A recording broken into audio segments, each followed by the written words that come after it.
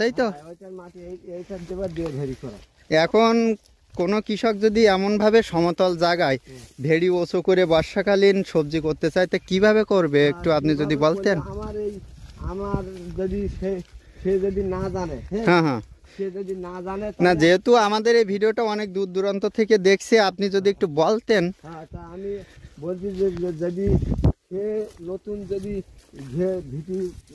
ঘেরি করে, হ্যাঁ অনেক সময় জানা থাকে না। হ্যাঁ হ্যাঁ, জানা না থাকলে ধরে এক চাষি আমার কাছে বা অন্য চাষির কাছে পরামর্শ নিয়ে ভালো চাষি। হ্যাঁ অবশ্যই দর্শক, আমরা এই চাষির নাম্বারটা আমাদের এই ফোনে স্ক্রিনে দিয়ে রাখবো। আপনাদের যদি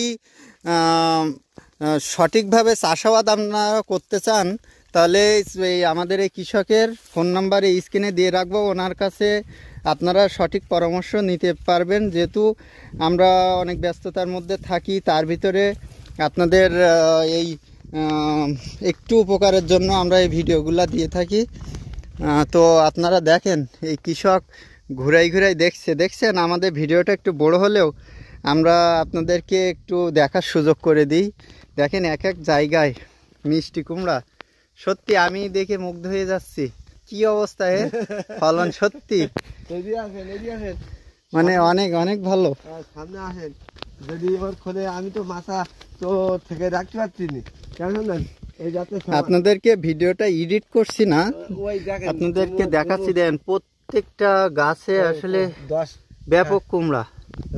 আর পাড়ের উপর দিয়ে আমার ফেলে নিয়ে দেখেন, পাড়ের উপর দিয়ে আবার সরষাও নেব, পাড়ের উপরে আবার সরিষাও বপন করা। হ্যাঁ হ্যাঁ, সুন্দর।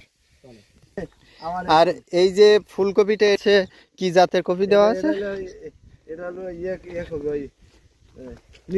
নিমজা। হ্যাঁ, এর আগে কি দেওয়া ছিল? এখানে এর আগে আমরা 120 টাকা কেজি কপি তুলেছি, বিক্রি করছেন। আইসবাল বিক্রি করছি, আইসবল। হ্যাঁ আইসবাল কপি বিক্রি করি আমার এই কপি। আর এই যা নিমজা, এই ফুল এই জাতটার নাম তাই তো? নিমজা। তো এইটা সেকেন্ড কোটা তাই তো? হুম, আমাদের তো আপনারা দেখেন আসলে কুমড়া অসাধারণ।